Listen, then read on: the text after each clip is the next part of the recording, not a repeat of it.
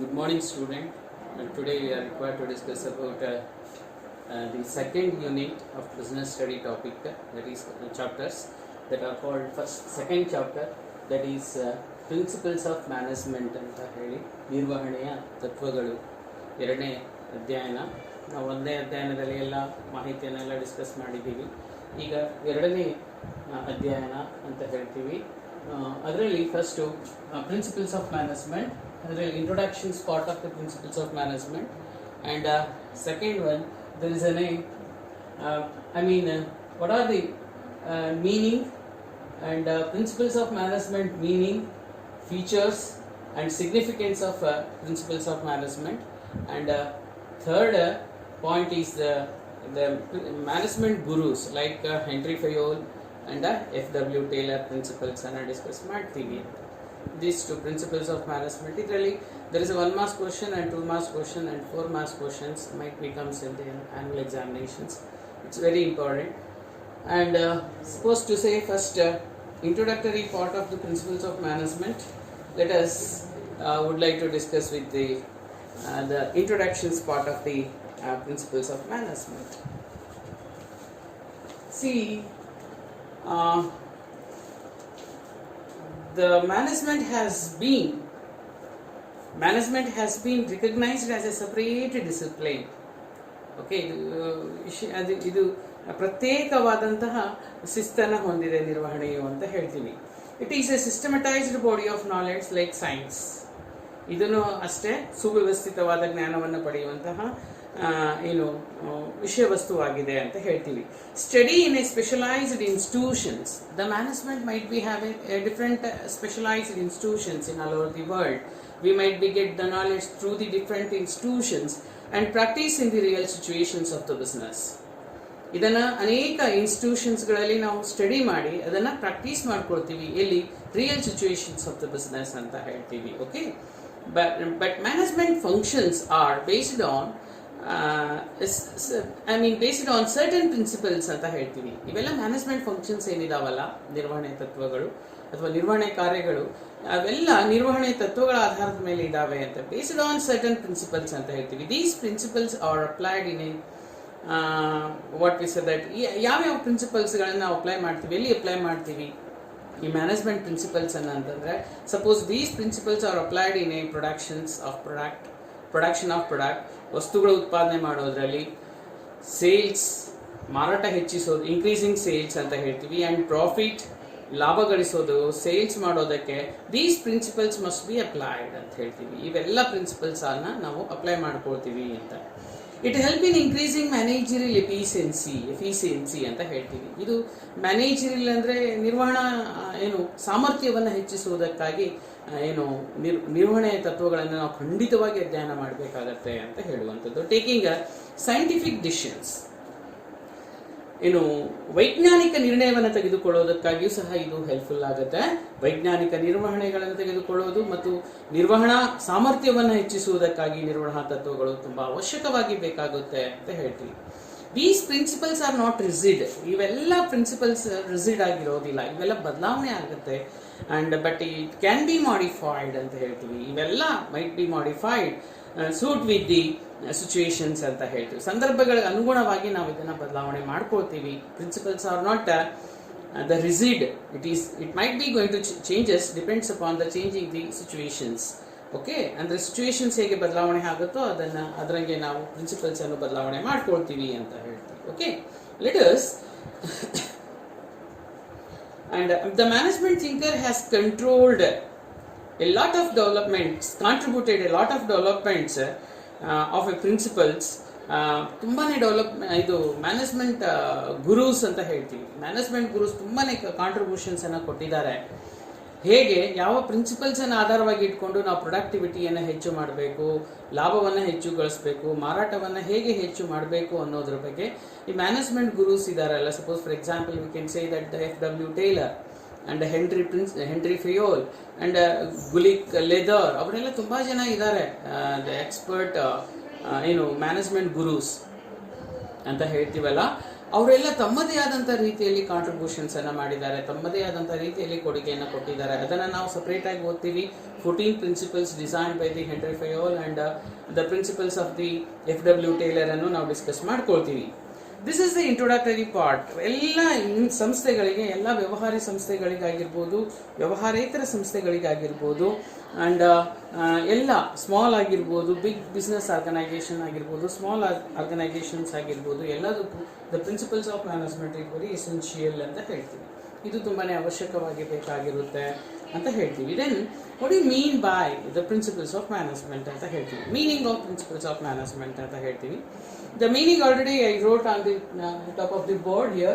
The meaning andre this is the principles are the statement of fundamental truths about some phenomena.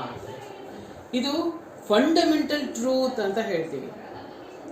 ಏನಂತೀವಲ್ಲ, ಇದು ನಿಜ ಸತ್ಯವಾಗಿರ್ತವೆ, fundamental truth ಅನ್ನು ಹೊಂದಿರ್ತವೆ ಅಂತ ಹೇಳ್ತೀವಿ. ಇದು ಸತ್ಯವನ್ನು ಹೊಂದಿರುತ್ತೆ ಅಂತ ಹೇಳ್ತೀವಿ. Okay, and it's provide the guidelines. ಇದೇನು, ಇದು ಗೈಡ್ಲೈನ್ಸ್ ಅನ್ನು ಕೊಡುತ್ತೆ, ನಿಮಗೆ ಸಲಹೆ ಸೂಚನೆಗಳನ್ನು ನೀಡುತ್ತೆ. ಯಾವುದಕ್ಕೆ ಗೈಡ್ಲೈನ್ಸ್ ಅನ್ನು ಕೊಡುತ್ತೆ? ನಿರ್ಣಯವನ್ನು ತೆಗೆದು ಡಿಸಿಷನ್ ಮೇಕಿಂಗ್ ಅಂಡ್ ಆಕ್ಷನ್ಸ್, ಕಾರ್ಯಗಳನ್ನು ಮಾಡೋದಕ್ಕೆ, ನಿರ್ಣಯವನ್ನು ತೆಗೆದುಕೊಳ್ಳೋದಕ್ಕೆ ತನ್ನದೇ ಆದಂಥ ಗೈಡೆನ್ಸ್ ಅನ್ನು ಕೊಡುತ್ತೆ. ಯಾವುದು ಇದು? ಏನು, ಪ್ರಿನ್ಸಿಪಲ್ಸ್ ಆಫ್ ಮ್ಯಾನೇಜ್ಮೆಂಟ್ ಅಂತ ಹೇಳ್ತೀವಿ. The principles are the statement of A fundamental truth. These are all the statement of a fundamental truth ಅಂತ ಹೇಳ್ತೀವಿ. And about these some phenomena and that provides the guidance for decision making and actions ಅಂತ ಹೇಳ್ತೀವಿ. ನಿರ್ವಹಣಾ ತತ್ವಗಳು ಸಾಮಾನ್ಯ ಮಾರ್ಗದರ್ಶಿಗಳಾಗಿದ್ದು ನಿರ್ದಿಷ್ಟ ಸಂದರ್ಭದಲ್ಲಿ ಕಾರ್ಯಸ್ಥಳಗಳಲ್ಲಿ ಮಾರ್ಗವನ್ನು ತೋರಿಸುತ್ತವೆ. ಇದು ನಿರ್ವಹಣಾ ತತ್ವಗಳು ಸಾಮಾನ್ಯವಾಗಿ ಮಾರ್ಗಸೂಚಿಗಳಾಗಿದ್ದು ನಿರ್ದಿಷ್ಟ ಸಂದರ್ಭದಲ್ಲಿ, ಒಂದು ಸ್ಪೆಸಿಫಿಕ್ ಸಿಚುವೇಶನ್ಸ್ ಅಂತ ಹೇಳ್ತೀವಿ, ಮತ್ತು ಕಾರ್ಯಗಳಲ್ಲಿ ಮಾರ್ಗವನ್ನು ತೋರಿಸುತ್ತದೆ. It shows the guidance how to do the particular topic ಅಂತ ಹೇಳಿ, ಓಕೆ, ಪರ್ಟಿಕ್ಯುಲರ್ ವರ್ಕ್ ಅಂತ ಹೇಳ್ತೀವಿ. ಈ ತತ್ವಗಳು ಮಿತವ್ಯಯದಿಂದ, ಪರಿಣಾಮಕಾರಿ ಮತ್ತು ದಕ್ಷತೆಯಿಂದ ನಿರ್ವಹಿಸಲು ಸಹಕಾರಿಯಾಗುತ್ತೆ. These principles are very useful for what? Economy of productions and effective productions and effective and effectiveness ಮಾಡೋದಕ್ಕೆ, ಓಕೆ, ಎಫಿಷಿಯನ್ಸಿ ಇನ್ಕ್ರೀಸ್ ಮಾಡೋದಕ್ಕೆ ಅಂಡ್ ಎಫೆಕ್ಟಿವ್ ಉತ್ಪಾದನೆ ಮಾಡೋದಕ್ಕೆ ಇವು ತುಂಬಾ ಹೆಲ್ಪ್ಫುಲ್ ಆಗ್ತವೆ. ದ ಪ್ರಿನ್ಸಿಪಲ್ಸ್ ಆಫ್ ಮ್ಯಾನೇಜ್ಮೆಂಟ್ ಅಂತ ಹೇಳ್ತೀವಿ. These enable the manager to manage the enterprises economically, efficiently and effectively ಅಂತ. Economically, efficiently and effectively. ಈ ತತ್ವಗಳು ಮಿತವ್ಯಯದಿಂದ, ಪರಿಣಾಮಕಾರಿಯಾಗಿ ಮತ್ತು ದಕ್ಷತೆಯಿಂದ ನಿರ್ವಹಿಸೋದಕ್ಕೆ ಸಹಕಾರಿಯಾಗುತ್ತವೆ. ಯಾರಿಗೆ? ಸಂಸ್ಥೆಗೆ. ಯಾವ ಪ್ರಿನ್ಸಿಪಲ್ಸ್ಗಳಿಂದ ಇವೆಲ್ಲ ಸಾಧ್ಯ ಆಗುತ್ತೆ? ಮ್ಯಾನೇಜ್ಮೆಂಟ್ ಪ್ರಿನ್ಸಿಪಲ್ಸ್ಗಳಿಂದ ಇವೆಲ್ಲ ಸಾಧ್ಯವಾಗುತ್ತೆ. ಏನೇನು ಮಾಡ್ಬೋದು ಮ್ಯಾನೇಜ್ಮೆಂಟ್ ಪ್ರಿನ್ಸಿಪಲ್ಸ್ ಇದ್ರೆ? See that you should enable the manager to manage the enterprises. ಅಂದರೆ ಒಂದು ವ್ಯವಹಾರಿ ಸಂಸ್ಥೆಯನ್ನು ಮ್ಯಾನೇಜ್ ಮಾಡೋದಕ್ಕೆ ಇದು ತುಂಬ ಹೆಲ್ಪ್ಫುಲ್ ಆಗುತ್ತೆ. ಹೇಗೆ ಮ್ಯಾನೇಜ್ ಮಾಡೋದು? ಎಕನಾಮಿಕಲಿ ಅಂದರೆ ಏನು, ಮಿತವ್ಯಯಕಾರಿಯಾಗಿ ಉತ್ಪಾದನೆ ಮಾಡೋದಕ್ಕಾಗಿರ್ಬೋದು. ಎಫೆಕ್ಟಿವ್ಲಿ ಅಂತ ಹೇಳ್ತೀವಿ, ಇದು ಪರಿಣಾಮಕಾರಿಯಾಗಿ ಕೆಲಸ ಮಾಡೋದಕ್ಕಾಗಿರ್ಬೋದು. ಎಫಿಷಿಯೆಂಟ್ಲಿ ಅಂದರೆ ದಕ್ಷತೆಯಿಂದ ಕೆಲಸ ಮಾಡೋದಕ್ಕೆ ಆಗಿರ್ಬೋದು, ಇದು ಸಹಕಾರಿಯಾಗುತ್ತೆ ಅಂತ ಹೇಳ್ತೀವಿ. The management principles are not exact principles of physical science. ಇವೆಲ್ಲ ಫಿಸಿಕಲ್ ಸೈನ್ಸಿನ ಅಥವಾ ನಾವು ನ್ಯಾಚುರಲ್ ಸೈನ್ಸಿನ ತತ್ವಗಳನ್ನು ಹೊಂದಿರಲ್ಲ. ಬಟ್ ಇದು ಸೈನ್ಸ್, ಪ್ರಿನ್ಸಿಪಲ್ಸ್ ಆಫ್ ಇದು ಸೋಷಿಯಲ್ ಸೈನ್ಸ್ ಅಂತ ಹೇಳ್ತೀವಿ. ಈಗ ನೋಡಿ, ಗ್ರಾವಿಟಿ ಅಂತ ಹೇಳ್ತೀವಿ, ಗುರುತ್ವಾಕರ್ಷಣೆ. ಕೆಳಗಿನಿಂದ ಮೇಲೆ ಕಲ್ಲೆಸಿದ್ರೆ ಅದು ಭೂಮಿಗೆ ಆಕರ್ಷಣೆ ಆಗಿ ಮತ್ತೆ ಕೆಳಗೆ ಬೀಳಲೇಬೇಕು ಅನ್ನೋದು ಗುರುತ್ವಾಕರ್ಷಣೆ. ಇದು ಪ್ರಿನ್ಸಿಪಲ್ಸ್ ಆಫ್ ಸೈನ್ಸ್ ಆಗುತ್ತೆ. But management is not exact physical science, because the management is A social science. ಇದು ಸಾಮಾಜಿಕ ವಿಜ್ಞಾನವಾಗಿದೆ. ಇದು ಪ್ರಾಯೋಗಿಕ ಅಥವಾ ಫಿಸಿಕಲ್ ವಿಜ್ಞಾನ, ಭೌತಿಕ ವಿಜ್ಞಾನ ಅಲ್ಲ. ಇದು ಸಾಮಾಜಿಕ ವಿಜ್ಞಾನ ಆಗಿದೆ. It deals with the human beings. ಇದು ಮಾನವಕ್ಕೆ ಸಂಬಂಧಪಟ್ಟಿದ್ದಂತಹ ವಿಜ್ಞಾನವಾಗಿದೆ. And whose behaviour always unpredictable. Human behaviour is not predictable by anyone else, right? It might be changes, depends upon his attitude and his mind and his different situations. Might be a person might go different situations. The person might go with the different behavior. Okay, so it is a study of behavior of the person, not a study of a particular physics and chemistry and biology. Okay, so that is the reason why it is a study of human being. That is the reason why we call it as a social science. behavior always unpredictable. Human behavior is not predictable, and human behavior is not static. It is not a static. ಇದು ಕೇವಲ ಸ್ಥಿರವಾಗಿರೋದಿಲ್ಲ. It always changes. See, it is always changes. Depends upon the age, depends upon the attitude, depends upon the income. Okay, there are many factors which are influence the people to change their behavior. Okay, ಅವರ behaviour ಅನ್ನ, ಅವರ ವರ್ತನೆಯನ್ನ ಬದಲಾವಣೆ ಮಾಡೋದಕ್ಕೆ ಅನೇಕ ಕಾರಣಗಳಿರ್ತವೆ. ನಿರ್ವಹಣೆಯು ಸಾಮಾಜಿಕ ವಿಜ್ಞಾನವಾಗಿರುವುದರಿಂದ ಇದರ ತತ್ವಗಳು ಭೌತಿಕ ವಿಜ್ಞಾನ ತತ್ವಗಳಂತೆ ಸ್ಪಷ್ಟವಾಗಿರುವುದಿಲ್ಲ. ಖಂಡಿತವಾಗಿ ಇದು ಭೌತಿಕ ವಿಜ್ಞಾನದ ತತ್ವಗಳಂತೆ ಸ್ಪಷ್ಟವಾಗಿರುವುದಿಲ್ಲ. ಬಟ್ ಈ ತತ್ವಗಳನ್ನ ಮಾನವ ನಡವಳಿಕೆ ಅಧ್ಯಯನಕ್ಕೆ ಸಂಬಂಧಿಸಿದೆ. ಇವೆಲ್ಲ ತತ್ವಗಳು, ನಿರ್ವಹಣಾ ತತ್ವಗಳು ಮಾನವನ ನಡವಳಿಕೆ ಅಧ್ಯಯನಕ್ಕೆ ಸಂಬಂಧಪಟ್ಟಿದೆ ಮತ್ತು ನಿರ್ದಿಷ್ಟ ಸಂದರ್ಭಗಳಿಗೆ ಕ್ರಿಯಾಶೀಲರಾಗಿ ಹೇಗೆ ಆಚರಣೆ ಮಾಡಬೇಕು ಎನ್ನುವುದನ್ನು ತಿಳಿಸುತ್ತದೆ. ಮಾನವ ನಡವಳಿಕೆಗಳು ಒಂದೇ ರೀತಿಯಾಗಿರುವುದಿಲ್ಲ ನೋಡಿ, ಇವು ಯಾವಾಗ ಬೇಕಾಗೆ ಬದಲಾವಣೆ ಆಗ್ತವೆ. ಆ ಕಾರಣಕ್ಕಾಗಿ ಈ ಪ್ರಿನ್ಸಿಪಲ್ಸು ಅಷ್ಟೇ, ಇವನು ಬದಲಾವಣೆ ಆಗ್ತಿರ್ತವೆ ಅಂತ. Then what are the features of principles of management ಅಂತ ಹೇಳ್ತೀವಿ. ಪ್ರಿನ್ಸಿಪಲ್ಸ್ ಆಫ್ ಮ್ಯಾನೇಜ್ಮೆಂಟ್ ಫೀಚರ್ಸ್, ಇದರ ಲಕ್ಷಣಗಳೇನು? ಎಲ್ಲದೂ ಲಕ್ಷಣ ಇರ್ತವೆ, ಇದರ ಲಕ್ಷಣಗಳೇನು ಅಂತ ಹೇಳ್ತೀವಿ. ಪ್ರಿನ್ಸಿಪಲ್ಸ್ ಆಫ್ ಮ್ಯಾನೇಜ್ಮೆಂಟಿನ ಲಕ್ಷಣಗಳೇನು? Okay, features of principles of management. There are the 6 features here important for examination point of view. ಈ ಪ್ರಿನ್ಸಿಪಲ್ಸ್ ಆಫ್ ಮ್ಯಾನೇಜ್ಮೆಂಟ್ ಫೀಚರ್ಸ್ ಬೇರೆ, ಮ್ಯಾನೇಜ್ಮೆಂಟ್ ಫೀಚರ್ಸ್ ಬೇರೆ. ಫೀಚರ್ಸ್ ಆಫ್ ಮ್ಯಾನೇಜ್ಮೆಂಟ್ ನಾವು ಆಲ್ರೆಡಿ ಡಿಸ್ಕಸ್ ಮಾಡಿದೀವಿ. ಈಗ features of principles of management ಬೇರೆ. ಮಕ್ಕಳೆಲ್ಲ confuse ಮಾಡ್ಕೊಳ್ತೀರಾ, ಆ ಕಾರಣಕ್ಕಾಗಿ ಹೇಳೋದು. ಇದು ಸೆಕೆಂಡ್ ಟಾಪಿಕ್ ನಲ್ಲೇ ಬರೋದು. ಏನಿದು ವೈಜ್ಞಾನಿಕ ಅಥವಾ ನಿರ್ವಹಣೆಯ ತತ್ವಗಳ ಲಕ್ಷಣಗಳು, ಅದು ನಿರ್ವಹಣಾ ಲಕ್ಷಣಗಳು. ಮೊದಲೇ ಚಾಪ್ಟರ್ ಅಲ್ಲಿ ಇದು ನಿರ್ವಹಣಾ ತತ್ವಗಳ ಲಕ್ಷಣಗಳು ಅಂತ ಹೇಳ್ತೀವಿ. And significance of principles of management ಅಂತ ಇದರಲ್ಲಿ 3ನೇ ಟಾಪಿಕ್ ಬರುತ್ತೆ. ಇದರಲ್ಲಿ ಫಸ್ಟ್ ಪಾಯಿಂಟ್ ಅಲ್ಲಿ. ಓಕೆ, ಇದು ಸಿಗ್ನಿಫಿಕೆನ್ಸ್ ಅಂದ್ರೆ ಇಂಪಾರ್ಟೆನ್ಸ್ ಆದ್ರೂ ಹೇಳ್ಬೋದು, ಅಥವಾ ನಾವು importance of management, principles of management ಅದು ಬೇರೆ ಆಗುತ್ತೆ. ಬಟ್ ಇಲ್ಲಿ ಪ್ರಿನ್ಸಿಪಲ್ಸ್ ಅಂತ ಬಂದಾಗ ಏನೇನೋ ಫೀಚರ್ಸ್ ಇರ್ತಾವೆ ಇದರಲ್ಲಿ ಪ್ರಿನ್ಸಿಪಲ್ಸ್ಗಳಲ್ಲಿ ಅಂದ್ರೆ ಯೂನಿವರ್ಸಲ್ ಅಪ್ಲಿಕೇಬಲ್ ಅಂತ ಹೇಳ್ತೀವಿ. ನಾವಾಗಲೇ ನಿಮಗೆ ಫೀಚರ್ಸ್ ಅಲ್ಲಿ ಮ್ಯಾನೇಜ್ಮೆಂಟ್ ಫೀಚರ್ಸ್ ಅಲ್ಲೂ ನಾನು ಯೂನಿವರ್ಸಲ್ ಅಪ್ಲಿಕೇಬಲ್ ಸಬ್ಜೆಕ್ಟ್ ಅಂತ ಹೇಳ್ತೀನಿ. ಇಲ್ಲಿನೂ ಸ್ವಲ್ಪ ಡಿಫ್ರೆನ್ಸ್ ಆಗುತ್ತೆ. ಇದನ್ನು ಅಷ್ಟೇ, ಇದು ಯೂನಿವರ್ಸಲ್ ಅಪ್ಲಿಕೇಬಲ್ ಪ್ರಿನ್ಸಿಪಲ್ಸ್ ಆಗ also. The management principles are universally applicable. It applicable to all types of organisations. It may be a business organization as well as non-business organizations. Maybe a small organizations as well as a big organizations. Maybe a public organizations or maybe a private organizations. But it the applicability depends upon the nature of organizations and the scale of operations ಅಂತ ಹೇಳ್ತೀವಿ. Scale of operations ಅಂದ್ರೆ ಉತ್ಪಾದನೆ ಆಧಾರದ ಮೇಲೆ ಮತ್ತು ಅದರ ವ್ಯವಹಾರದ ಸ್ವರೂಪ ಮತ್ತು ವ್ಯವಹಾರದ ಉತ್ಪಾದನೆ ಆಧಾರದ ಮೇಲೆ ಇದನ್ನ ಅಪ್ಲಿಕೇಬಿಲಿಟಿ ಎಷ್ಟಾಗುತ್ತೆ ಅನ್ನೋದನ್ನ ಹೇಳ್ತೀವಿ. Because it's A universal applicable. Management principles are also applicable in all over the world. It's not only concerned with the business, it is concerned with all the sectors like science and engineering and art. ಎಲ್ಲ ಕಡೆನೂ ಇದನ್ನ applicable ಮಾಡ್ತೀವಿ. Management principles ಕೇವಲ ಒಂದಕ್ಕೆ ಸಂಬಂಧಪಟ್ಟಿಲ್ಲ, ಇದು ಎಲ್ಲ ವಿಷಯ ವಸ್ತುಗಳಿಗೂ ಸಂಬಂಧಪಟ್ಟಿದೆ. ಇದು ಕೇವಲ ಪ್ರೈವೇಟ್ ಆರ್ಗನೈಸೇಷನ್ಸಿಗೆ ಅಲ್ಲ, ಇದು ಪ್ರೈವೇಟ್ ಆಗಲಿ ಗೌರ್ಮೆಂಟ್ ಆಗಿರಲಿ, ಉತ್ಪಾದನಾ ಅಂದರೆ ವ್ಯವಹಾರಿ ಸಂಸ್ಥೆಗಳಾಗಿರಲಿ, ವ್ಯವಹಾರೇತರ ಸಂಸ್ಥೆಗಳಾಗಿರಲಿ, ಅಥವಾ ಇದು ಸಣ್ಣ ಕೈಗಾರಿಕೆ ಆಗಿರಲಿ, ದೊಡ್ಡ ಕೈಗಾರಿಕೆ ಆಗಿರಲಿ, ಅವುಗಳ ಉತ್ಪಾದನೆ ಆಧಾರದ ಮೇಲೆ, ಉತ್ಪಾದನಾ ವ್ಯವಹಾರದ ಸ್ವರೂಪದ ಮೇಲೆ ನಾವು ಎಷ್ಟು ಪ್ರಿನ್ಸಿಪಲ್ಸ್ ಅನ್ನ, ಮ್ಯಾನೇಜ್ಮೆಂಟ್ ಪ್ರಿನ್ಸಿಪಲ್ಸ್ ಅನ್ನ ಅಡಾಪ್ಟ್ ಮಾಡ್ಕೊಳ್ತೀವಿ ಅಂತ ಅನ್ನೋದು. Okay, this is what principles and general guidelines. ಇದು ಸಾಮಾನ್ಯ ಮಾರ್ಗಸೂಚಿಯಾಗಿದೆ. ಇದು ಸಾರ್ವತ್ರಿಕ ಅನ್ವಯ ಮೊದಲನೇದು. ಇದು ಸಾಮಾನ್ಯ ಮಾರ್ಗಸೂಚಿಯಾಗಿದೆ ಅಂತ ಹೇಳ್ತೀವಿ. The principles are the guidelines of actions ಅಂದ್ರೆ ಇವೆಲ್ಲ ಗೈಡ್ಲೈನ್ಸ್ ಮಾರ್ಗಸೂಚನವನ್ನ ನೋಡುತ್ತೆ. But do not provide the readymade solutions. ಇದು ರೆಡಿಮೇಡ್ ಸೊಲ್ಯೂಷನ್ಸ್ ಅಲ್ಲ to all the managerial problems.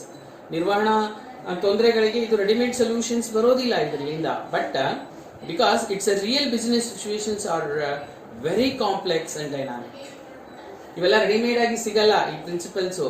ಯಾಕೆಂದ್ರೆ real situation of the business are very complex. ತುಂಬಾ ಬದಲಾವಣೆ ಆಗಿರ್ತವೆ ಒಂದೊಂದು ಸಿಚುವೇಶನ್ ಅಲ್ಲಿ. ಈಗ ಕೊರೋನಾ ವೈರಸ್ ಇಂದ ಹಾವಳಿ ಇದೆ, ಈಗ ಬಿಸ್ನೆಸ್ ಎಲ್ಲ ಡಿಕ್ಲೈನ್ ಆಗ್ತಿದ್ದಾವೆ, ಮ್ಯಾಕ್ಸಿಮಮ್ ಬಿಸ್ನೆಸ್ ಕ್ಲೋಸ್ ಡೌನ್ ಆಗಿದೆ.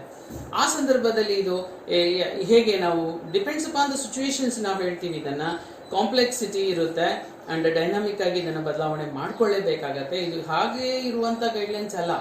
Guidelines might be going to changes ಅಂತ ಹೇಳ್ತೀವಿ, because the business real situations are very complex and dynamic ಆಗಿರುತ್ತೆ. ಇದು ರೆಡಿಮೇಡ್ ಸೊಲ್ಯೂಷನ್ಸ್ ಅನ್ನ ಕೊಡೋಲ್ಲ.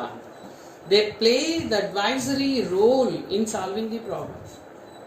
ಮ್ಯಾಕ್ಸಿಮಮ್ ಪ್ರಾಬ್ಲಮ್ಸ್ ಇರೋದಕ್ಕೆ ವ್ಯವಹಾರದಲ್ಲಿ ಅಂದರೆ problems, without problems no business might be going to be started. Okay, ಯಾವುದೇ ಪ್ರಾಬ್ಲಮ್ಸ್ ಇಲ್ಲ ಅಂದರೆ, ರಿಸ್ಕ್ ಇಲ್ಲ ಅಂದರೆ ದರ್ ಇಸ್ ನೋ ರಿಟರ್ನ್ ಅಂತ ಹೇಳ್ತೀವಿ. How much you risk, more risk and more return ಅಂತ ಹೇಳ್ತೀವಿ. ಓಕೆ, ಅಂದರೆ ಎಷ್ಟು ರಿಸ್ಕ್ ತಗೊಳ್ತೀವಿ, ಎಷ್ಟು ತೊಂದರೆ ಬರ್ತವೆ, ಎಷ್ಟು ಪ್ರಾಬ್ಲಮ್ ಅನ್ನು ಸಾಲ್ವ್ ಮಾಡ್ತೀವಿ, ಅಷ್ಟೇ ವ್ಯವಹಾರಕ್ಕೆ ಅನುಕೂಲ ಆಗುತ್ತೆ. ಅಂದರೆ ಇಟ್ ಈಸ್ ಪ್ರಾಬ್ಲಮ್ಸ್ ಅನ್ನು ಸಾಲ್ವಿಂಗ್ ದಿ ಪ್ರಾಬ್ಲಮ್ ಸಾಲ್ವ್ ಆಗೋದಕ್ಕೆ ಇದು ಅಡ್ವೈಸರಿ ಸಲಹಾ ಸೂಚನೆಗಳನ್ನು ಕೊಡುತ್ತೆ. ಒಂದು ಸಮಸ್ಯೆ ಬಂತು ಅಂದರೆ ವ್ಯವಹಾರದಲ್ಲಿ ಅದನ್ನು ಹೇಗೆ ಪಾರ್ ಮಾಡಬೇಕು, ಅದು ಯಾವುದರಿಂದ ಬರುತ್ತೆ? ಮ್ಯಾನೇಜ್ಮೆಂಟ್ ಪ್ರಿನ್ಸಿಪಲ್ಸ್ ಇಂದ ಬರುತ್ತೆ. ಮ್ಯಾನೇಜ್ಮೆಂಟ್ ಪ್ರಿನ್ಸಿಪಲ್ಸ್ ನಿಮಗೆ ಗೈಡ್ ಮಾಡುತ್ತೆ, ಮಾರ್ಗಸೂಚನೆಯನ್ನು ನೀಡುತ್ತೆ, ನೀವು ಹೇಗೆ ತೊಂದರೆಗಳಿಂದ ಹೊರಗೆ ಬರಬೇಕು ಅನ್ನೋದರ ಬಗ್ಗೆ. Okay, it's a very important role ಅಂತ ಕೊಡ್ತೀವಿ. Okay, next formed by practice and experimentation ಅಂತ ಹೇಳ್ತೀನಿ. ಫಾರ್ಮ್ಡ್, ಇದನ್ನು ಹೇಗೆ ಫಾರ್ಮ್ ಮಾಡಿರ್ತೀವಿ?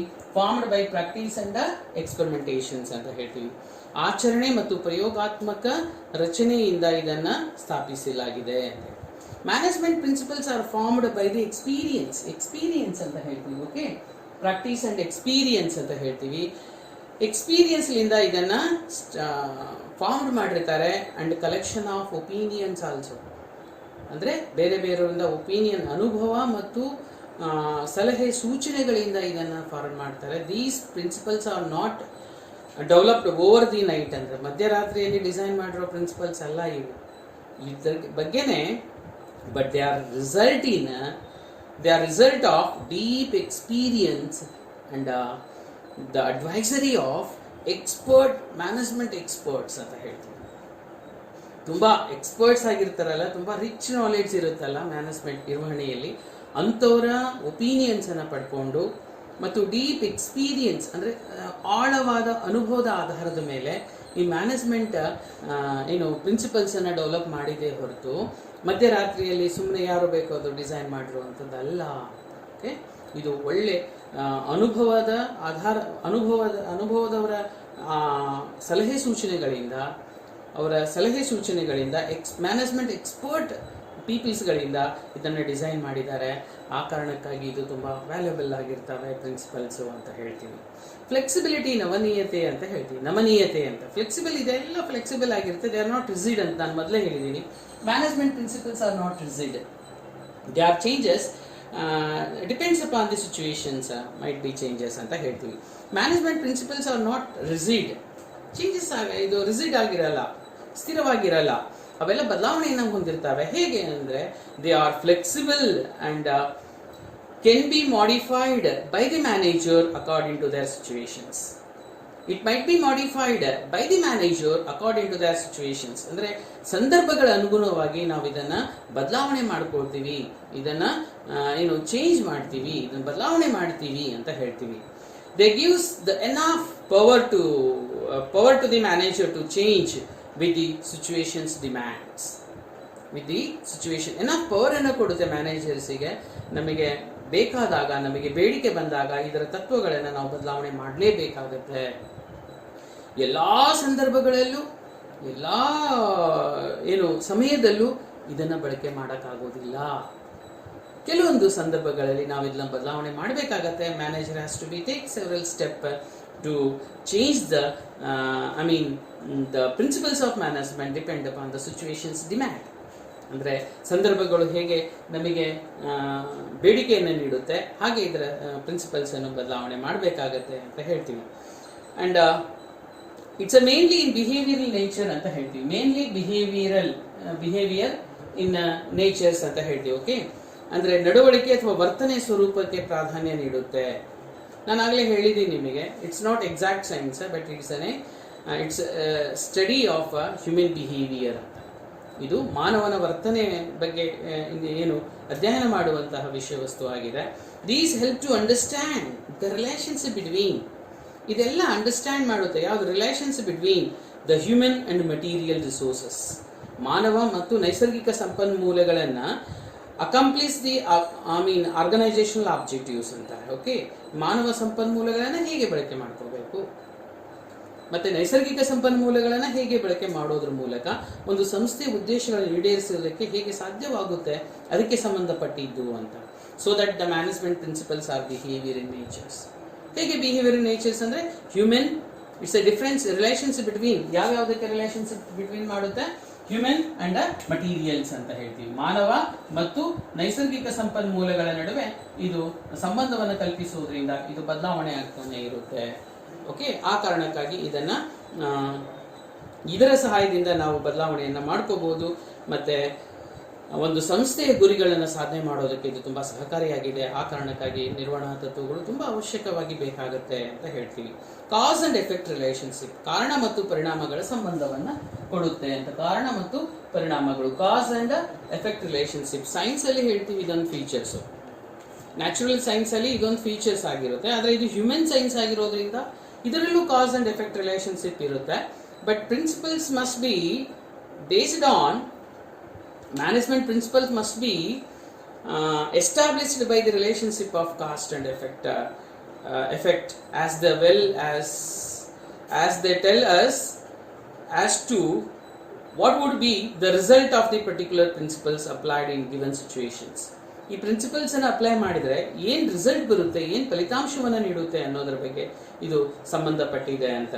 That obviously that varies from one person to another person, from one company to another company. The principles applied ಇದೆಯಲ್ಲ ಅದು ಬದಲಾವಣೆ ಆಗ್ಬೋದು. ಒನ್ ಪರ್ಸನ್ನಿಂದ ನಾವು ಮಾಡುವಂಥ ಪ್ರಿನ್ಸಿಪಲ್ಸೇ ಬೇರೆ ಆಗಿರ್ಬೋದು, ಇನ್ನೊಬ್ರು ಮಾಡುವಂಥ ಪ್ರಿನ್ಸಿಪಲ್ಸೇ ಬೇರೆ ಆಗಿರ್ಬೋದು.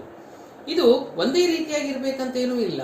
Principles depend upon it may be going to be changes depends upon the person and depends upon the situations or that depends upon the organizations. Obviously it's a vary from that. Okay, the principles that also cause and effect relationship ಅನ್ನು ಹೇಳ್ತೀವಿ. ಏನಕ್ಕಾಗಿ change ಮಾಡಬೇಕು, ಆ change ಮಾಡೋದ್ರಿಂದ ಪರಿಣಾಮ ಏನಾಗುತ್ತೆ, ಸಂಸ್ಥೆಯಲ್ಲಿ ಲಾಭ ಗಳಿಸಲಿಕ್ಕೆ ಸಾಧ್ಯವಾಗುತ್ತೋ ಇಲ್ಲೋ ಅನ್ನೋದನ್ನ ನಿರ್ಧಾರ ಮಾಡೋದಕ್ಕೆ ಇದು ಬರುತ್ತೆ ಅಂತ ಹೇಳಿ. ಕಾಂಟಿಂಜೆಂಟ್ ಅಂತ ಹೇಳ್ತಾರೆ ಇವೆಲ್ಲ. And last one the features of management is called contingent ಅಂತ ಹೇಳ್ತೀವಿ, ಕಾಂಟಿಂಜೆನ್ಸಿ ಅಂತ ಹೇಳ್ತೀವಿ. ಕಾಂಟಿಂಜೆನ್ಸಿ ಅಂದ್ರೆ ಇದು ಸಾಂದರ್ಭಿಕ ಅಥವಾ ಸಂಭವನೀಯ ಅಂತ ಹೇಳ್ತೀವಿ. It's depend upon the prevailing the situations at a particular point of time.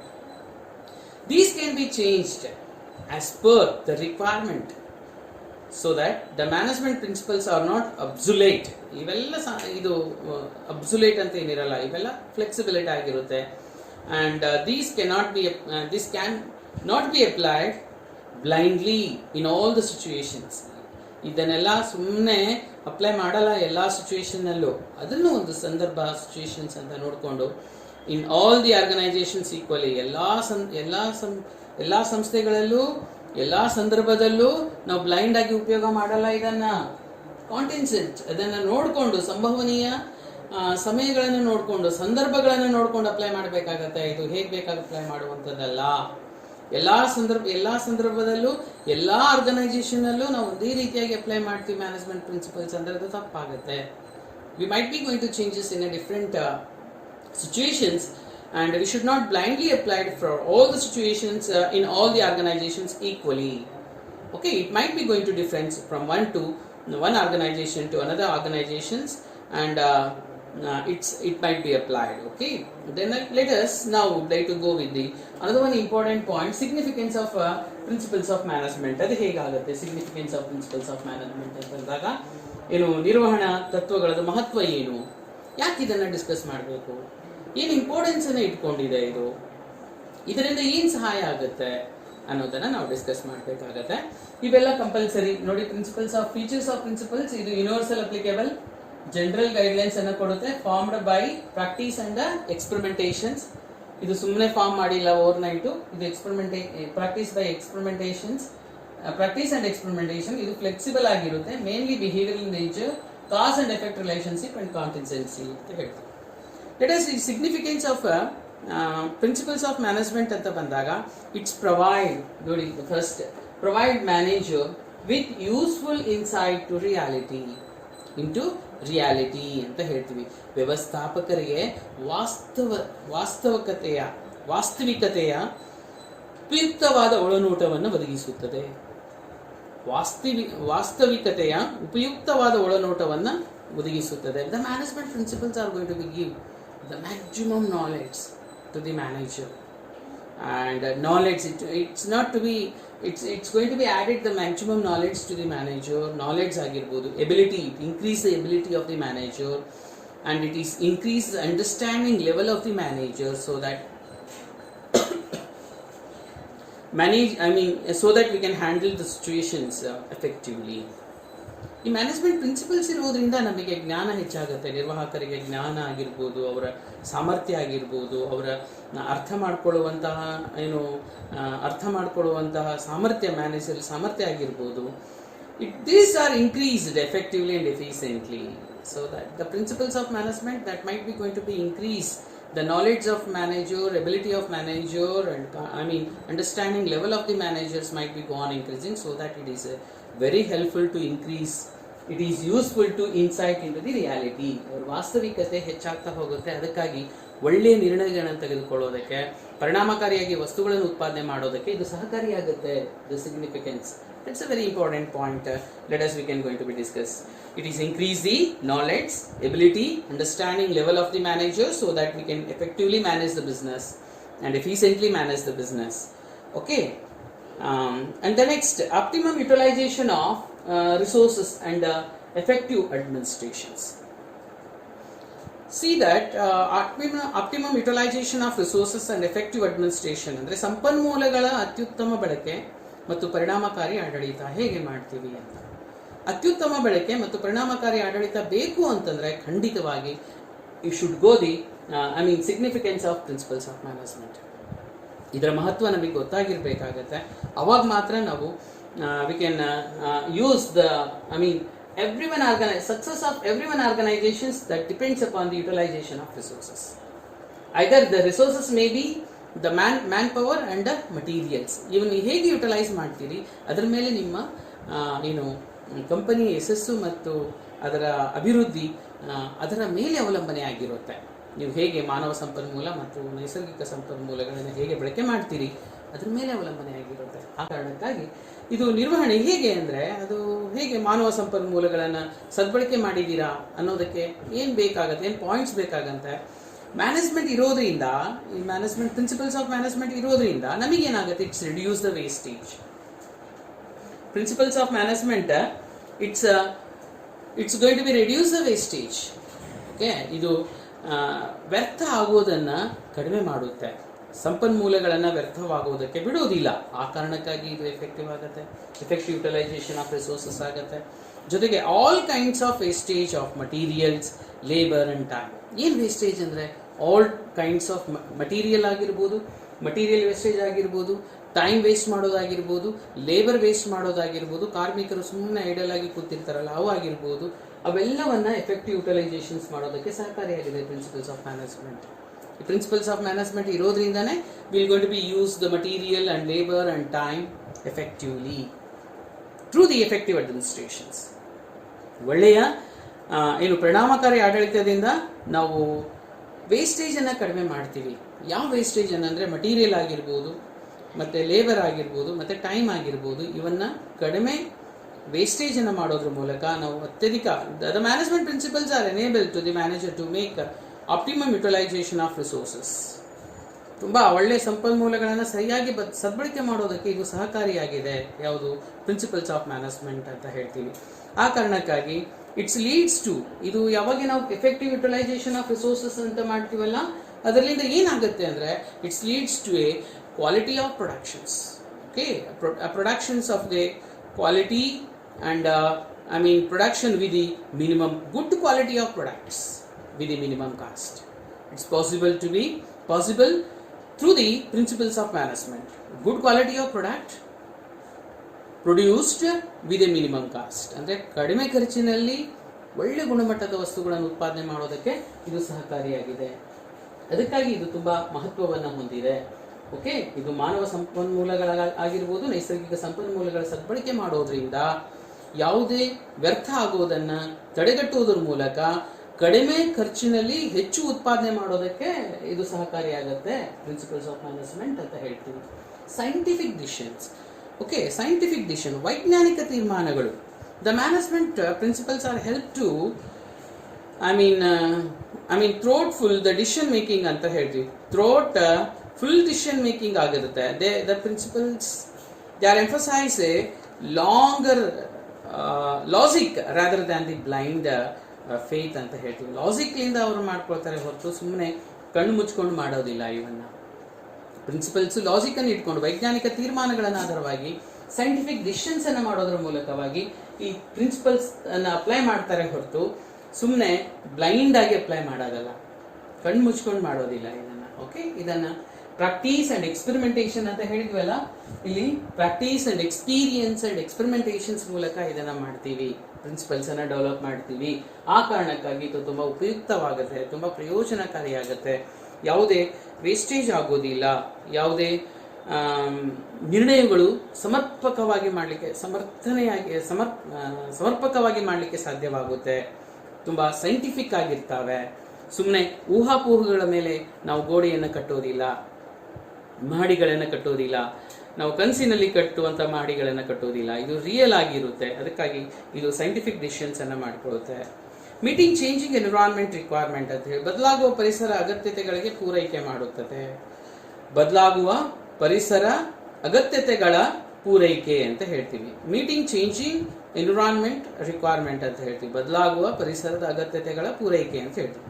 Specialisation, ಇದರಲ್ಲಿ ಸ್ಪೆಷಲೈಸೇಷನ್ಸ್ ಇರೋದ್ರಿಂದ ಮ್ಯಾನೇಜ್ಮೆಂಟ್ ಅಲ್ಲಿ and special division of management ಇರುತ್ತೆ. ಈಗ ಮ್ಯಾನೇಜ್ಮೆಂಟ್ ಡಿಫ್ರೆಂಟ್ ಡಿಪಾರ್ಟ್ಮೆಂಟ್ ಇರ್ತವೆ. The manager of marketing, manager of finance, manager of productions, manager of HR, human resources management. ಇವೆಲ್ಲ different experience ಇರ್ತವೆ. ಅವರು different qualified institutions ಇಂದಾನೆ ಪಡ್ಕೊಂಡಿರ್ತಾರೆ. ಈಗ ಮಾರ್ಕೆಟಿಂಗ್ ಮ್ಯಾನೇಜರ್ ಆಗಿದ್ರೆ ಇದು ಸ್ಪೆಷಲೈಸೇಷನ್ ತಗೊಂಡಿರ್ಬೇಕಾಗತ್ತೆ. MBA ಇನ್ ಮಾರ್ಕೆಟಿಂಗ್ ಅಂತ, MBA in finance, MBA in hotel management, MBA in HR. Okay, ಇವೆಲ್ಲ ಡಿಫ್ರೆಂಟ್ ಸ್ಪೆಷಲೈಸೇಷನ್ಸ್ ಇರುತ್ತೆ. ಆ ಸ್ಪೆಷಲೈಸೇಷನ್ಸ್ ಆಧಾರವಾಗಿ ನಾವು ಕೊಡ್ತಾ ಇರೋದ್ರಿಂದ ರಿಕ್ವೈರ್ಮೆಂಟ್ಸ್ ಅನ್ನ ಡಿವಿಷನ್ ಆಫ್ ವರ್ಕ್ ಮ್ಯಾನೇಜ್ಮೆಂಟ್ ಚೆನ್ನಾಗಾಗುತ್ತೆ. The principles are flexible, changes depends upon the environmental requirement changes. ಈ ಪ್ರಿನ್ಸಿಪಲ್ಸ್ ಅನ್ನ ನಾವು meeting the changing the environment requirements ಅಂತ, ಅದು ಹೇಗೆ ಬದಲಾವಣೆ ಆಗುತ್ತೆ, ಪರಿಸರ ಹೇಗೆ ಬದಲಾವಣೆ ಆಗುತ್ತೆ, ಹಾಗೇನೆ the principles of management might B go on changes ಅಂತ ಹೇಳ್ತೀವಿ. And fulfilling the social responsibility, because the business is also one part of the social society. The business is not alone standing. Okay, business is not standing alone. It's one of the part of the society. ಅದಕ್ಕಾಗಿ ಇದೊಂದು ಸಾಮಾಜಿಕ ಭಾಗವಾಗಿರುತ್ತದೆ, ಸಮಾಜದ ಒಂದು ಅಂಗವಾಗಿರುತ್ತದೆ ಯಾವುದು ವ್ಯವಹಾರ. ಆ ಕಾರಣಕ್ಕಾಗಿ ಸಮಾಜದ ಬೇಕು ಬೇಡಿಕೆಗಳನ್ನ ಆಧಾರವಾಗಿ ಇಟ್ಕೊಂಡು ನೀವು ಕೆಲಸಗಳನ್ನ ಮಾಡಬೇಕಾಗತ್ತೆ. ಸಪೋಸ್ ಏನಿರುತ್ತವೆ, management principles also help manager to fulfil the social responsibility of business towards the society. Okay, the fair wages to the employee. ಏನು ಸೋಷಿಯಲ್ ರೆಸ್ಪಾನ್ಸಿಬಿಲಿಟಿ ಅಂದರೆ ನಿಮ್ಮ ಕಂಪನಿಯಲ್ಲಿ ಕೆಲಸ ಮಾಡೋರಿಗೆ ಒಳ್ಳೆಯ ಸಂಭಾವನೆಯನ್ನು ಕೊಡಿ, ಅದು ನಿಮ್ಮ ಸೋಷಿಯಲ್ ರೆಸ್ಪಾನ್ಸಿಬಿಲಿಟಿ ಆಗುತ್ತೆ. And care, value of the customer care ಅಂತ ಹೇಳ್ತೀವಲ್ಲ, ಕಸ್ಟಮರ್ ಕೇರ್ ಅಂತ ಸಪ್ರೇಟ್ ಡಿಪಾರ್ಟ್ಮೆಂಟ್ ಮಾಡ್ತಾರೆ ಈಗಿನ ಕಾಲದಲ್ಲಿ ದೊಡ್ಡ ವ್ಯವಹಾರಗಳಲ್ಲಿ ಅಂತ. ಕಾರಣ ಅಷ್ಟೇ, ನಮ್ಮ ಕಸ್ಟಮರಿಗೆ ಸ್ಯಾಟಿಸ್ಫೈ ಇರಬೇಕು. Customer satisfaction is the biggest objectives of every one business today era ಅಂತ ಹೇಳ್ತೀವಿ. ಇವತ್ತಿನ ದಿನಗಳಲ್ಲಿ ನಮಗೆ ಮುಖ್ಯವಾಗಿ ಬೇಕಾಗಿರುವಂಥ ಆಬ್ಜೆಕ್ಟಿವ್ಸ್ ಎಲ್ಲ ಬಿಸ್ನೆಸ್ಸಿಗೆ ಅಂದರೆ ಕಸ್ಟಮರ್ ಸ್ಯಾಟಿಸ್ಫ್ಯಾಕ್ಷನ್ ಅಂತ ಹೇಳ್ತೀವಿ. ಅದು ಹೇಗೆ, ಅದು ಸೋಷಿಯಲ್ ರೆಸ್ಪಾನ್ಸಿಬಿಲಿಟಿ. ನೀವು ಅದನ್ನು ಮಾಡಲಿಲ್ಲ ಅಂದರೆ ನಿಮ್ಮ ಬಿಸ್ನೆಸ್ ಲಾಂಗರ್ ಟೈಮ್ ರನ್ ಆಗೋದಿಲ್ಲ ವ್ಯವಹಾರಗಳಲ್ಲಿ, ಮಾರ್ಕೆಟ್ನಲ್ಲಿ. ಆ ಕಾರಣಕ್ಕಾಗಿ ನೀವು ಕಸ್ಟಮರ್ ಸ್ಯಾಟಿಸ್ಫ್ಯಾಕ್ಷನ್ಸನ್ನು ಆಧಾರವಾಗಿ ಇಟ್ಕೊಂಡು ಕೇರ್ ಆಫ್ ಎನ್ವಿರಾನ್ಮೆಂಟ್ ಪೊಲ್ಯೂಷನ್ಸನ್ನು ಮಾಡಬಾರ್ದು. ಯಾವುದೇ ಕಾರಣಕ್ಕೂ ಪರಿಸರ ಮಾಲಿನ್ಯ ಮಾಡಿ ನಾವು ವಸ್ತುಗಳನ್ನು ಉತ್ಪಾದನೆ ಮಾಡ್ತೀವಿ, ಜನರನ್ನು ಸಾಯಿಸ್ತೀವಿ, ವಸ್ತುಗಳನ್ನು ಉತ್ಪಾದನೆ ಮಾಡ್ತೀವಿ ಅಂದರೆ ಅದು ಯಾವುದು ವ್ಯವಹಾರದ ನೈತಿಕತೆ ಇರುತ್ತೆ ಹೇಳಿ. ಆ ಕಾರಣಕ್ಕಾಗಿ ವ್ಯವಹಾರದ ನೈತಿಕತೆ ಅಂದರೆ, ವ್ಯವಹಾರದಲ್ಲಿ ಸಾಮಾಜಿಕ ಜವಾಬ್ದಾರಿ ಅಂದರೆ ನೀವು ಪರಿಸರವನ್ನು ಕಲುಷಿತ ಮಾಡದೆ ಗ್ರಾಹಕರಿಗೆ ಒಳ್ಳೆ ಗುಣಮಟ್ಟದ ವಸ್ತುಗಳನ್ನು ಉತ್ಪಾದನೆ ಮಾಡಿ, ನಿಮ್ಮ ನೌಕರರು ಅಥವಾ ನಿಮ್ಮ ಸುತ್ತಮುತ್ತಲು, ನಿಮ್ಮ ವ್ಯವಹಾರದಲ್ಲಿ ಇರುವಂಥ ಎಲ್ಲ ಸುತ್ತಮುತ್ತಲವರಿಗೆ ತೃಪ್ತಿಪಡಿಸುವ ಜವಾಬ್ದಾರಿ ನಿಮಗಿದೆ. ಅದು ಸಾಮಾಜಿಕ ಜವಾಬ್ದಾರಿ. ನೀವು ಅದನ್ನು ಮನಸ್ಸಲ್ಲಿ ಇಟ್ಕೊಂಡೇ ನೀವು ವ್ಯವಹಾರವನ್ನು ಪ್ರಾರಂಭ ಮಾಡಬೇಕಾಗತ್ತೆ. ಕೇವಲ ಲಾಭ ಗಳಿಸೋದು ಒಂದು ಉದ್ದೇಶವಾದ್ರೆ ಸಾಮಾಜಿಕ ಕಳಕಳಿ, ಸಾಮಾಜಿಕ ಜವಾಬ್ದಾರಿ ಅನ್ನೋದು ಇನ್ನೊಂದು ಉದ್ದೇಶವಾಗಿರ್ಬೇಕಾಗತ್ತೆ. ಹಾಗಿದ್ರೆ ಮಾತ್ರ ವ್ಯವಹಾರಗಳು ಯಶಸ್ವಿಯಾಗಿ ನಡೀಲಿಕ್ಕೆ ಸಾಧ್ಯವಿದೆ. ಇಲ್ಲ ಅಂದ್ರೆ ಇಲ್ಲ ಅನ್ನೋದನ್ನ ನಿರ್ವಹಣಾ ತತ್ವಗಳಲ್ಲಿ ನಾವು ತಗೊಳ್ತೀವಿ. And management training and education and research development ಅಂತ ಹೇಳ್ತೀವಿ. ಸುಮಾರು ಇದಾವೆ ಈಗ ಮ್ಯಾನೇಜ್ಮೆಂಟ್ ಟ್ರೈನಿಂಗ್ ಮಾಡುವಂಥದ್ದು, ಎಜುಕೇಶನ್ಸ್ ಮಾಡುವಂಥದ್ದು, ತರಬೇತಿಯನ್ನು ಕೊಡುವಂಥದ್ದು, ನಿರ್ವಹಣಾ ತರಬೇತಿ, ಶಿಕ್ಷಣ ಮತ್ತು ಸಂಶೋಧನೆ ಅಂತ. ನಿರ್ವಹಣಾ ತರಬೇತಿ, ಶಿಕ್ಷಣ ಮತ್ತು ಸಂಶೋಧನೆಗಳ ಮೂಲಕ ನಾವು principles of management go on increasing, importance of the management go on increasing, ಇದರ ಮಹತ್ವ ಹೆಚ್ಚಾಗ್ತಾ ಹೋಗ್ತಾ ಇದೆ. ಸೊ ಮೊದಲು ಯಾವುದೇ ಇನ್ಸ್ಟಿಟ್ಯೂಷನ್ಸ್ ಇರಲ್ಲ. ಈಗ number 1 institutions in which field we are going to be gaining maximum salary ಅಂತಂದ್ರೆ that's not only medical field and not in a science field, only the management field. ಯಾವ ಫೀಲ್ಡ್ ಅಲ್ಲಿ ಅತಿ ಹೆಚ್ಚು ಸ್ಯಾಲರಿಯನ್ನು ಪಡ್ಕೊಳ್ಳುವಂತ field ಯಾವುದು ಅಂದ್ರೆ ಇದು ಮ್ಯಾನೇಜ್ಮೆಂಟ್ ಫೀಲ್ಡ್. ಆ ಕಾರಣಕ್ಕಾಗಿ ಹೇಳ್ತೀವಿ ವೈದ್ಯಕೀಯ ಕ್ಷೇತ್ರದಲ್ಲಿ ವೈದ್ಯಕೀಯ ಕ್ಷೇತ್ರದ ಸಂಭಾವನೆಯನ್ನು ಅನುಗುಣವಾಗಿ ತೆಗೆದುಕೊಂಡ್ರೆ ಇಂಜಿನಿಯರಿಂಗ್ ಕ್ಷೇತ್ರದ ಸಂಭಾವನೆಯನ್ನು ಪರಿಗಣಿಸಿ ಮತ್ತು ನಿರ್ವಾಹಕರ ಸಂಭಾವನೆಯನ್ನು ಪರಿಗಣಿಸಿದಾಗ ಪ್ರಪಂಚದಲ್ಲಿ ಅತಿ ಹೆಚ್ಚು ಸಂಭಾವನೆಯನ್ನು ಪಡೆಯುವಂಥವ್ರು ಯಾರು ಅಂದ್ರೆ ನಿರ್ವಾಹಕರು. ಕಾರಣ ಅಷ್ಟೇ, ಅವರು ಎಲ್ಲರೂ ಈಗ ನೋಡಿ MBA ಮಾಡಿದವರು ಮ್ಯಾನೇಜ್ಮೆಂಟ್ ಮಾಡ್ತಾರೆ, ಇಂಜಿನಿಯರಿಂಗ್ ಮಾಡಿದವನು MBA ಮಾಡ್ತಾರೆ. IIM ಇದೆಲ್ಲ Indian institute of management. First year ಮುಗಿಸಿದ ಮೇಲೆ ಸೆಕೆಂಡ್ ಇಯರ್ ಥರ್ಡ್ ಸೆಮ್ಗೆ ರಿಕ್ರೂಟ್ ಮಾಡ್ತಾರೆ all over the world. Abroad ಅಲ್ಲಿ ಸೆಲೆಕ್ಟ್ ಮಾಡ್ತಾರೆ. It's gaining so much of importance and maximum you can take by the website also who is maximum drawing. ಯಾರು ಅತಿ ಹೆಚ್ಚು ಸಂಭಾವನೆಯನ್ನು ಪಡೆಯುವಂತಹ ಕ್ಷೇತ್ರ ಯಾವುದು ಅಂದ್ರೆ that's only the management, not medical, not science and others. That is a proud to say as a business student. We are having through the increasing importance of the management. ಇದರ ಮೂಲಕ ನಮಗೆ ಈಗ ನೋಡಿ ಇಂಜಿನಿಯರಿಂಗ್ ಮುಗಿಸಿದ್ರು MBA ಮುಗಿಸ್ತಾರೆ. Because that management skill ಅನ್ನು ಹೇಳ್ಕೊಡುತ್ತೆ. ಯಾವುದು MBA ನಲ್ಲಿ IIM ಆಗಿರ್ಬೋದು ಅಂಡ್ ಇಂಟರ್ನ್ಯಾಷನಲ್ ಮ್ಯಾನೇಜ್ಮೆಂಟ್ ಸ್ಕೂಲ್ ಆಗಿರ್ಬೋದು, ಬಿಸ್ನೆಸ್ ಸ್ಕೂಲ್ ಆಗಿರ್ಬೋದು, they are going to be increasing and they are step on to be increase the knowledge in the field of management and all. So that is the reason. Now these are all the principles of the management. Now the principles of management ali introductions part and principles of management, meaning and features of principles of management and significance of principles of management. ಅಂತ ನಿರ್ವಹಣಾ ತತ್ವಗಳಲ್ಲಿ ಮೊದಲು ಪೀಠಿಕೆ, ಅದಾದ್ಮೇಲೆ ಅದರ ಅರ್ಥ, ನಿರ್ವಹಣಾ ತತ್ವದ ಅರ್ಥ ಮತ್ತು ಅದರ ಲಕ್ಷಣಗಳು ಮತ್ತು ಅದರ ಮಹತ್ವಗಳು. ಲಕ್ಷಣಗಳು ಹೇಗೆ ಮತ್ತು ಮಹತ್ವಗಳನ್ನ ಇಷ್ಟು ನೋಡ್ಕೊಳ್ಳಿ. ಯಾವುದಾದ್ರೂ ಇದರಲ್ಲಿ ನಿಮಗೆ 4 ಅಂಕದ ಪ್ರಶ್ನೆ ಕೇಳುವಂತ ಚಾನ್ಸಸ್ ಇರುತ್ತೆ, ಅಥವಾ 1 ಅಥವಾ 2 ಮಾರ್ಕ್ಸಿಗೂ ಕೇಳುವಂತ ಚಾನ್ಸಸ್ ಇರುತ್ತೆ. ಎನಿ 1 ಸಿಗ್ನಿಫಿಕೆನ್ಸ್ ಅನ್ನ ಕೇಳ್ತಾರೆ, ಅಥವಾ any 2 significance of principles of management ಅಂದ್ರೆ 2 ಮಾರ್ಕ್ಸ್. ಇಲ್ಲಿ 1 ಕೇಳಿದ್ರೆ 1 ಮಾರ್ಕ್ಸ್, 2 ಕೇಳಿದ್ರೆ 2 marks. Features of principles of management ಅಲ್ಲಿ. ಓಕೆ, ದೀಸ್ ಅಂಡ್ 4 ಮಾರ್ಕ್ಸಿಗೂ ಕೇಳುವಂತ ಚಾನ್ಸ್ ಇದೆ. ಇದರಲ್ಲಿ ಯಾವ್ದಾದ್ರು 4 ಅನ್ನ ಎಕ್ಸ್ಪ್ಲೈನ್ ಮಾಡಿ ಅಂತ ಕೇಳಿದಾಗ you should going to be put on explain on this. Then this is the point. We can going to be discuss with the next class. Maybe FW Taylor principles of management and then Henry Fayol principles of management. Thank you for